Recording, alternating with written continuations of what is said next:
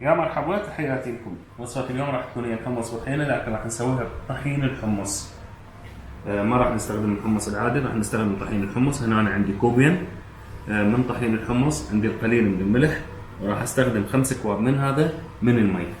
يعني من نضيف طحين الحمص نضيف له 5 أكواب. لكن كبداية راح نخلي الطحين ننزله بالجدر وبعدها ننزل عليه المي. هنا نضيف الكوب الثاني، وبعدها نبدي ننزل المي. هذا الكوب الأول، وبعدها ننزل الكوب الثاني.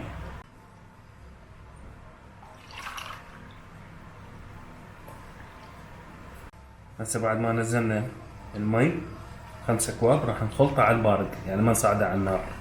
أول شي على البارد حتى لا يكون متلكلك أو متكتل. هسه شنو راح ننزل الملح ونخوط. هسه احنا شغلنا النار طبعا، فنزلنا الملح وراح نستمر ونخوط لحد ما نحصل على قوام يشبه العجينة. يعني العجينة مع الطحين شايفين من تعجنوها نفس القوام تقريبا يكون. طبعا هسه بدا الفور عندنا وبدا يتكتل طبعا، يعني بدأت انه يكون مثل العجينة. شوفوا هنا هسه فبدت يعني تتكتل العجينة، فضروري انه يتحرك حتى جوا ما يتشاع عندكم ويحترق. فقط ملاحظة طبعا، من يبدي يفور اول بدايته مو خالي على نار عالية، بس مجرد يبدي يبقبق هيك وتتشكل العجينة مباشرة تحولوه على نار هادئة وتظلون تخوطون به. شوفوا القوام مالته بدا يثخن شوية شوية لحد ما يثخن اكثر، بعد تطفوه يبرد. يلا بعدها نكمل باقي الخطوات. طبعا هسه صار يعني جاهز. من تشوفون القوام او العفو الشعب مالته انه ما بي سوائل، معناها جاهز.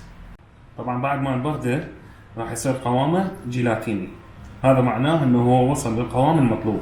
يعني شغلكم مضبوط 100% من تشوفوه هيك يصير جيد. هسان شويه وراح ابدي اسويه بمحضرة الطعام او يعني هذا المضرب اليدوي.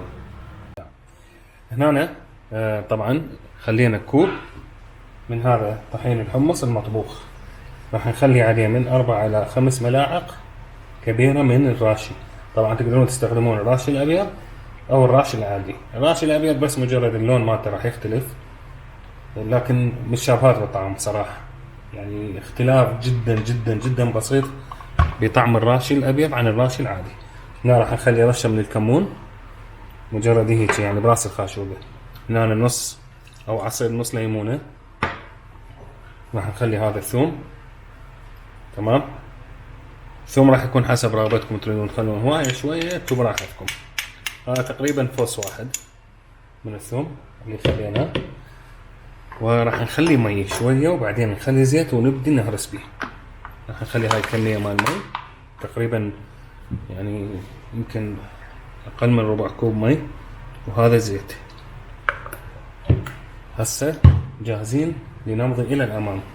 نبلش.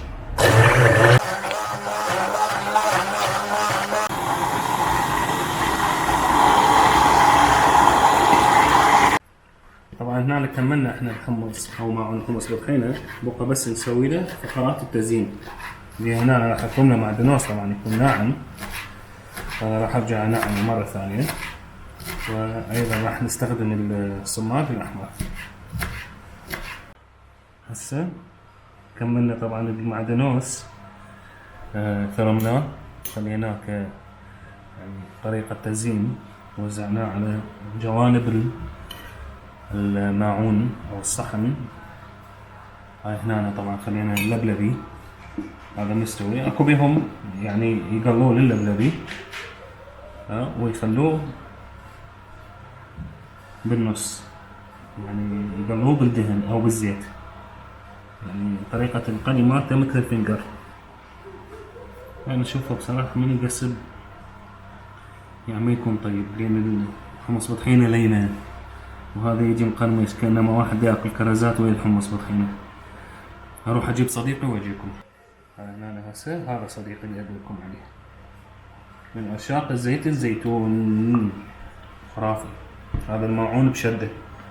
اتمنى ان شاء الله يا رب تعجبكم الوصفة، إذا عجبتكم لايك وشير للفيديو، متابعة للصفحة، وتحياتي لكم.